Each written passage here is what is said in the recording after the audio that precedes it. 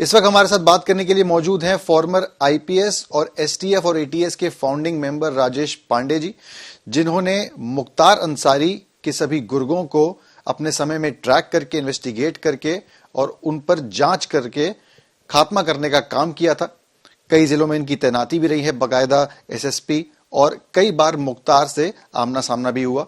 बात करेंगे इस बार। सर बहुत बहुत धन्यवाद यूपी तक से बात करने के लिए। Thank you. मुख्तार अंसारी की जेल में मौत हो गई है, ये आरोप लगाया जा रहा है कि स्लो पॉइजनिंग दी गई, बट आप कैसे देखते हैं मुख्तार अंसारी जैसे स्टैचर का क्रिमिनल बोलें या पॉलिटिशियन बोलें या अपने आप में एक हस्ती, आप कैसे देखते हैं, क्योंकि आपने बहुत गहनता से इन्वेस्टिगेट भी किया है और ट्रैक भी किया है? देखिए, ये कैसे क्या हुआ ये तो अलग विषय है, मजिस्ट्रेटी जांच होगी, दुनिया भर की बात होगी। लेकिन मैं ये स्पष्ट कह सकता हूं कि एक अपराध के काले युग का अंत हुआ। 90 के दशक से शुरू हुए अपराध के एक दौर का, देखिए बहुत से और अपराधी इसके पैरेलल रहे और अतीक और अशरफ की बात इसमें बार बार की जा रही है, मैं देख रहा हूं चैनल्स पे। लेकिन ये एक्टिव पॉलिटिकल क्रिमिनल या क्रिमिनल पॉलिटिशियन कह लीजिए आप इसे, एक्टिव रहा थ्रू आउट अपने 14 साल की उम्र से, जब ये पहली बार 504 506 में इसका चालान हुआ था, तब से और अब तक सॉरी, आप इसको और इस तरह देख सकते हैं कि 8 मुकदमे, इन 64-65 मुकदमों में 8 मुकदमे ऐसे हैं जो इसके जेल में रहते हुए इसके खिलाफ दर्ज हुए हैं। तो आप जेलों में रह के काम करने का, ग्राउंड पे उतर के इलेक्शन लड़ने का, एमएलए होने का, जेल बदलने का। और एक बात और, आगरा जेल में एक बार रेड हुई थी, उस समय एसएसपी आगरा थे सुबेश कुमार सिंह, इसके पास बुलेट प्रूफ जैकेट बरामद हुई थी, बड़ा हल्ला हुआ था, इसका तमाम जांच हुई थी।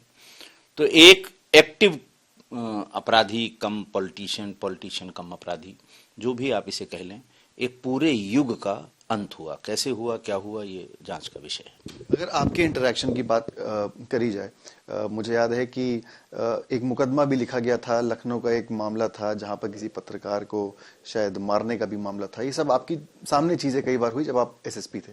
वो क्या इंटरैक्शन था जब मुख्तार और आपका आमने सामने, वो एक्सपीरियंस क्या? देखिए, हमारे 2 इंटरैक्शन है उससे, और जो 1-to-1 है, आमने सामने है। एक तो जब मैं यहाँ एसपी सिटी था, तो ये बात होगी 2002 की, 2001-2002 की। ये पता लगा कि ये कारतूस बहुत बड़ी संख्या में अलग अलग बोर के इकट्ठा किए जा रहे हैं। इंफॉर्मेशन बिल्कुल सही थी। पुलिस और एसटीएफ दोनों ने मिलकर डालीबाग में इसके भाभी के घर दबिश की। बहुत बड़ी संख्या में कारतूस मिले, कोई बोर ऐसा नहीं था जिसका कारतूस न मिला हो। चाकू मिले, तमाम तरह के और हथियार मिले, जिसमें दोनों भाइयों को नामजद किया गया था उस एफआईआर में, जिसमें मुख्तार भी थे और उनका भाई भी था। हमारे ख्याल से उसमें चार्जशीट भी सबमिट होगी और हो सकता है अभी ट्रायल उसका हुआ हो ना हुआ हो, क्योंकि 2002 का है। दूसरी घटना हुई थी, मैं यहाँ एसएसपी था और ये अक्सर आया करता था इलाज के सिलसिले में, लखनऊ सेंट्रल जेल से आता था और केजीएमसी में या जो वहाँ का हॉस्पिटल के अलग अलग डिपार्टमेंट हैं वहाँ इलाज कराने को आता था। और आता भी ये कई एम्बुलेंस में था। एम्बुलेंस इसका शौक था कह लें, या बचने का तरीका था, या जो भी कह लें।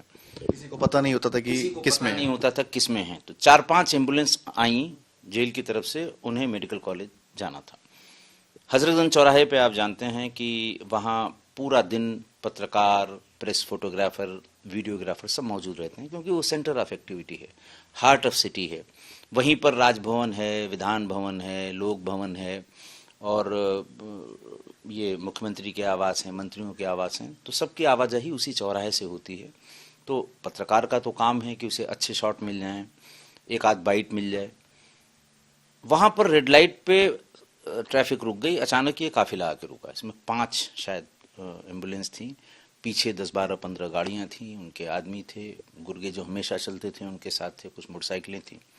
जब ये रुकी तो एक फोटो जर्नलिस्ट हैं, उनको पता लगा कि मुख्तार का काफिला जा रहा है। तो एक एम्बुलेंस में, एम्बुलेंस की बड़ी बड़ी खिड़कियां होती हैं, खिड़की खुली हुई थी, तो उन्होंने उसको झांक के देखने की कोशिश की कि ऐसा तो नहीं इसमें मुख्तार बैठा हो, तो एक फोटो हमको मिल जाएगी।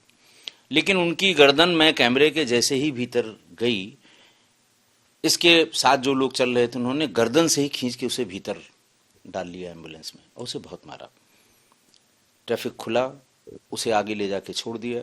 तमाम और पत्रकार साथी उनके, वो मैं ऑफिस में बैठा हुआ था, आए, बोले साहब ये हुआ है। इंस्पेक्टर हजरतगंज को, इंस्पेक्टर चौक को, इंस्पेक्टर वजीरगंज को, तीनों को एक साथ भेजा KGMC में कि कहाँ, क्योंकि पता नहीं था कि वहाँ किसको दिखाने गया है। तो ये पता लगा साहब 10 मिनट पहले वो यहाँ से जा चुका है। तहरीर देने को कोई उस समय तैयार नहीं हुआ। सभी वो पत्रकार जो थे वो भी आज हैं और साथ में जो लोग आए थे वो भी आज हैं। बहरहाल एक मुकदमा पुलिस से लिखवाया गया हजरतगंज थाने में। उसका क्या हश्र हुआ मैं बता नहीं सकता, लेकिन सामान्य रूप से यही हश्र हुआ करता था। आप हिम्मत देखिए कि उसको पता है, लखनऊ की उसकी पूरी जियोग्राफी का पता है, लखनऊ के पत्रकारों से बात करने का उसका अंदाज। आप सुनिएगा, लोग अपनी अपनी बातें बता रहे होंगे। गोल्डन फ्रेम का चश्मा कैसे घुमा के और कैसे उनके सामने किस तरह की बातें करता है। कल मैं सुन रहा था आपके यहाँ शम्स ताहिर खान यहाँ किसी सिलसिले में आए थे और जिस समय में उसको जेल में होना चाहिए था, एक मॉल में वो खरीदारी कर रहा था। खबरनवीस को तो ये चाहिए कि उसे कोई एक्सक्लूसिव चीज़, भाग के गए, शूट किया इन्होंने। शूट करने के बाद पीछा किया तो वो DG ऑफिस में घुस गया। वहाँ से जब निकल रहा तो उसने देखा कि ये आज तक का लोगो है और शूट किया जा रहा है। तो उसने बाहर निकलकर, जैसा कल से मैं देख रहा हूँ, वो बता रहे थे कि उसने कहा चलो शूट कर लिया, अच्छा है। उनके कहने का मतलब ये चलना नहीं चाहिए। ये कौन दूसरा माफिया कर सकता है सिवा मुख्तार अंसारी के? तो कहीं ना कहीं डर था लोगों में, जिसकी वजह से कोई तहरीर नहीं देता, गवाही नहीं देता था। बात करें अगर वो फेमस मर्डर की, जो जिसमें इनके ऊपर पोटा विवाद में लगाया गया कृष्णानंद राय की, उससे रिलेटेड कैसे इतना जो पूरा कारतूस है या फिर बोले गन्स है जमा हो गए घर पे? आप उस वक्त STF में थे, आप लोग को जानकारी थी कि ये सब हो रहा है वहां पे? हाँ, उसमें ये जानकारी हो गई थी, पूरी टीम परसू कर रही थी और ये लोग इनके मूवमेंट को ट्रैक कर रही थी। ये उस समय ये नहीं जानकारी हो पाई थी कि इनका टारगेट क्या है। हुआ यूं कि एक दिन हमारे एक मित्र हैं जो आजकल स्टेट हेड हैं एक बड़े अखबार के, वो आए हुए थे और ऐसे ही बातचीत में मेरे मुंह से निकला कि कोई बड़ा कांड होने वाला है। उन्होंने पूछा, चूंकि हमारे बहुत अच्छे मित्र थे, तब भी थे, आज भी हैं, तो मैंने कहा तुम लिख नहीं पाओगे इसे। बोले भैया आप बताइए, मैं लिखूंगा। और मैंने उसमें एक एक नाम बताया था कि फाटक में, इसके घर को फाटक कहते हैं गाजीपुर में, फाटक में इस समय संजीव जीवा है, मुन्ना बजरंगी है, मुख्तार अंसारी है और साथ के और बहुत ढेर सारे लोग हैं। AK-47 इकट्ठा की गई है और उन्होंने इस न्यूज को एज सच हिंदुस्तान टाइम्स के फ्रंट पेज पर कवर किया कि साहब ये लोग, इतने लोग वहां पर हैं और एक किसी भी समय कोई बड़ी घटना हो सकती है। इस तरह उन्होंने तो बल्कि ये भी लिखा था कि हो सकता है एक विधायक की हत्या हो, ये भी लिखा था उन्होंने। और 15 दिन बाद इनकी कृष्णानंद राय की हत्या हो गई। फिर उसके बाद जब CBI को ये ट्रांसफर हुई तो CBI के लोगों ने उनसे संपर्क किया कि भाई इतनी एग्जैक्ट सूचना आपको कहाँ से मिली? तो उन्होंने बताया साहब हमारे कॉन्टैक्ट हैं, हम प्रेस वाले हैं, हम तमाम लोग हैं। सवाल उठता है कि अगर STF के पास या बाकी एजेंसीज के पास वो पुख्ता खबर थी कि AK-47 घर में लाई जा रही है, डेड क्रिमिनल्स वहां पे मीटिंग कर रहे हैं, उसके बाद भी फिर हत्या क्यों नहीं रुक पाई? क्या था कि एक्ट नहीं कर पाई एजेंसीज और क्या वजह थी? देखिए, वजह तो आप भी समझ रहे हैं, जो सेटअप होता है वही असली वजह होता है। आप भी समझ रहे हैं क्यों नहीं हो पाया होगा। और शायद इसीलिए ये बताया गया था कि आपका मतलब सरकार पे है कहीं? हाँ, तो अगर अखबार में निकलेगा, हो सकता है कि शर्म आए थोड़ी सी कि सब बड़ा हल्ला हो गया है, कुछ कार्रवाई कर दिया जाए या फिर STF को कार्रवाई करने के लिए कहा जाए, लेकिन ऐसा कुछ नहीं हुआ। और 15 दिन बाद अगर उसका संज्ञान लिया गया होता या लोगों ने ये कहा होता कि साहब इतनी सटीक सूचना है, कार्रवाई क्यों नहीं हो रही है, तो आपके पास कार्रवाई करने के निर्देश नहीं थे ऊपर से, ये पूरी इन्फॉर्मेशन होने के बाद? नहीं, चलिए हमको इन्फॉर्मेशन थी, कल को हम डिनाई कर जाएं। अखबार में एक और बहुत ही सम्मानित डेली है, उसके फ्रंट पेज पे ये खबर नाम से छपी थी, लेकिन तब भी किसी को फुर्सत नहीं थी कि भाई ये सब हो रहा है, इसमें कुछ करना चाहिए। चलिए वो एसटीएफ से नहीं कराना चाहते थे, लोकल पुलिस गाजीपुर को बता देते, वहां अगर कॉर्डन ऑफ ही कर देते तो इस आदमी की जान बच जाती। ठीक बात है। अगर ये तो हो गया पूरा जो सिंडिकेट और गैंग जो चलाता था मुख्तार, फाइनेंशियली कहाँ से जो है वो मदद मिलती थी, पैसा कहाँ से इकट्ठा करके इन पूरी गतिविधियों को वो फंड करता था, इस पे आप लोगों ने आपकी नजर थी? देखिए, मैंने जब नौकरी अपनी शुरू की थी तो सोनभद्र से शुरू की थी। सोनभद्र में ही एनसीएल की ओपन कोल फील्ड्स हैं। आप ये समझें कि पिपरी से लेके और सिंगरौली तक, मध्य प्रदेश तक। और उस समय 90s में ये काला सोना कहा जाता था। अब तो गैस हो गई, हर छोटी मतलब हर घर में खाना बनाने के लिए कोयले का इस्तेमाल होता था, बहुत ऊंचे रेट में मिलता था। बनारस में चंदौली में इसकी सबसे बड़ी मंडी लगती थी। और ओपन कोल फील्ड से जो अच्छे किस्म का कोयला था वो तो रेलवेज को या जो कंपनीज खरीदती थी, वहाँ जो नंबर 2 का बस्ता था उसको ये लोग ले आते थे और वहाँ साठगांठ करके एनसीएल के ऑफिसर से अच्छा कोयला भी उसमें ले आते थे। 20-20, 25-25 ट्रक चंदौली कोल फील्ड में आ जाता था। और चूंकि बहुत सस्ता होता था तो इसमें ये बोली लगाते थे वहाँ कि भाई ये कोयला जो है इसको हम डील करेंगे, इसको हम। एक्चुअली वहाँ से शुरू हुआ इसका फाइनेंशियल। और इसी में 97 में रूंगटा साहब थे, नंद किशोर रूंगटा। ये एग्जैक्टली 22 जनवरी 1997 की बात है। नंद किशोर रूंगटा उस समय कोषाध्यक्ष थे विश्व हिंदू परिषद के और कोयले के बड़े भारी व्यापारी थे। उस चंदौसी कोल जो उनका मंडी थी उसमें उनकी रैक्स आती थी, बहुत बड़ी बड़ी रैक्स आती थी। पैसा कौन किसको गुंडा टैक्स देगा, ब्रिजेश भी एक प्लेयर थे, ब्रिजेश सिंह भी उसी कोयला मंडी में। तो इसको लेकर मुख्तार की नाराजगी हुई, रूंगटा साहब का अपहरण हुआ, अपहरण के बाद हत्या हुई, हत्या में मुख्तार अंसारी नामजद हुआ, केस चला, गवाह सब गवाही नहीं दे पाए और बरी हो गया। अब आप सोच लीजिए आज की तारीख में संभव है क्या? आज की तारीख में बिल्कुल संभव नहीं है। उसमें बरी हो गया, लेकिन जब एटमॉस्फेयर ठीक हुआ, जुडिशियल सिस्टम के लिए भी एटमॉस्फेयर ठीक हुआ, गवाहों के लिए भी ठीक हुआ, तो अभी एक फर्जी लाइसेंस बनाने में उम्र कैद हो गई। इतनी बड़ी अपहरण और हत्या की वारदात में बरी हो गया। वो जमाना था 90s के बारे में आप जानते होंगे, पुलिस के लिए सबसे खराब दशक था 90s।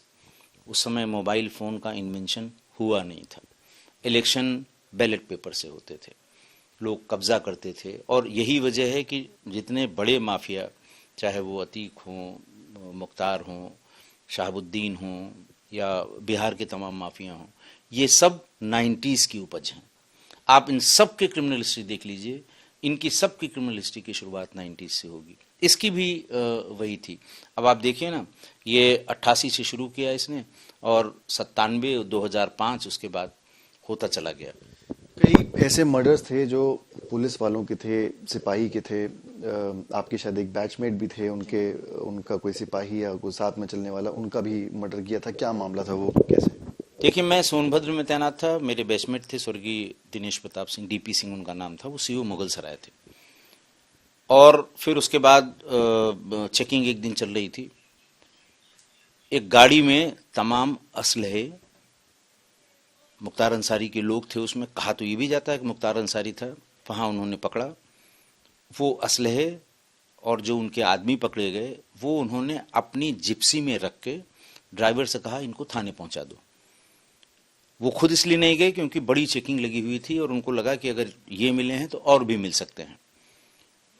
वो जिप्सी में आगे लेके चला, इनके लोगों के पास पिस्टल थी और उन्होंने उसके अपने मोजे के पास बेल्ट में जो पिस्टल थी, पिस्टल निकाली, ड्राइवर को, जो सिपाही था, सिपाही हमारे यहाँ ड्राइवर होते हैं, उसको गोली मारी, जिप्सी नीचे चली गई, खाई में गिर गई और उसके बाद सारे असलहे लेके फरार हो गए। कहते ये हैं कि उस समय मुख्तार साथ में था। मुकदमा लिखा गया, डीपी सिंह ने भी इसको परसू किया, अदालती प्रोसेस को ये लोग मानते नहीं थे। गाजीपुर में उस समय एसपी थे, पहला चार्ज था उनका श्री अरुण कुमार, जो अभी डीजी आरपीएफ होकर रिटायर हुए हैं। और ये तय किया कि हम अगर ये हाजिर नहीं होगा तो कुर्की करेंगे। सीजीएम की अदालत से 182 और 183 जो कुर्की के आदेश हैं वो प्राप्त कर लिए उन्होंने। लेकिन लोग हंसते थे कि बताइए मुख्तार की कुर्की होगी। अरुण कुमार साहब ने मोहम्मदाबाद में कर्फ्यू लगवाया, ऐतिहासिक कुर्की में से। ऐतिहासिक कुर्की। आज भी अगर आप गाजीपुर के आदमियों से पूछेंगे तो वो सारे पुलिस अधिकारियों का नाम शायद भूल चुके हों, अरुण कुमार साहब को कोई नहीं भूल सकता, क्योंकि पूरा दिन पूरे घर को, पूरे मोहल्ले को घेर के एक भी आदमी को बाहर नहीं निकलने दिया, और पूरा सामान, बल्कि जो दूसरे तीसरे मंजिल पे सामान था नीचे नहीं आ पा रहा था, पलंग है, फ्रिज है, टीवी है, उन सबको वहीं से सड़क पर फेंका गया ताकि पब्लिक देखे और उसके दिमाग में जो भय है कि इसका कुछ नहीं हो सकता, कानून भी इसका कुछ नहीं कर सकता, ऐसी ऐतिहासिक कुर्की अरुण कुमार साहब, वो शायद पहली कार्रवाई थी पुलिस की इसके खिलाफ।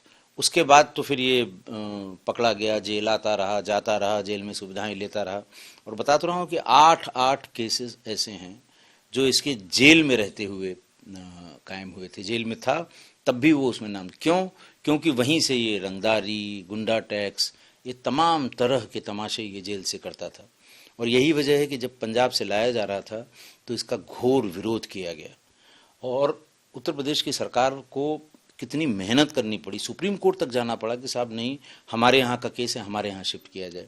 और जब से उत्तर प्रदेश में लाके बांदा में रखा गया, तभी से किसी न किसी बात की शिकायत ये, क्योंकि वो सुविधाएं वहाँ मिल नहीं सकती थी जो ये पंजाब में अवेल करता था या इसके पहले जेलों में अवेल करता था। और फिर धीरे धीरे आपने देखी कि किस तरीके की सुविधाएं उस वक्त जेल में यहाँ पे उत्तर प्रदेश में दी जाती थी इनको मुख्तार भाई? मैंने आपको एक इंसिडेंट बताया कि सुबेश कुमार सिंह साहब अभी भी हैं, ये एसएसपी थे आगरा में। जेल के बैरक में इनको सूचना मिली, वहां गए और वहां पर बुलेट प्रूफ जैकेट, आप बीड़ी सिगरेट गेट पर आपसे तलाशी में निकलवा के रखवा ली जाएगी। पेन लिए होंगे, अगर आप मिलने गए हैं, आपको जानते हैं, फिर भी रखवा लेंगे। बेल्ट उतरवा लेते हैं। ऐसे में बुलेट प्रूफ जैकेट चली गई। खाना हमेशा घर का बना हुआ खाता था। एक रसोईया भीतर दफा 25 में बंद करवा लेता था। आम सेक्ट में एक आदमी बंद हुआ, वो इसका रसोईया था। हर जेल में जमानत उसमें 4 दिन में हो जाती थी, लेकिन जमानत नहीं, वो सारा सामान बाहर से आता था और इसका खाना वो वहीं भीतर जेल कैंपस में। तो ये इससे बड़ी सुविधा क्या होगी कि हमको घर का खाना खाने को मिल रहा है, टीवी मिल रही है, एसी हो सकता है लगा रहा हो, मैं कह नहीं सकता, और कूलर लगा हुआ है, मोबाइल फोन पर बातचीत कर रहे हैं। तो घर में और जेल में अंतर क्या रह गया था? एक आखिरी सवाल, जिस तरीके से बताया कि वो जेल में रहा करता था और जैसा अंत हुआ है, आरोप लग रहे हैं कि स्लो पॉइजन दिया गया, कितना पॉसिबल है या आपको क्या लगता है कि जो इन आरोपों में कितना सत्य?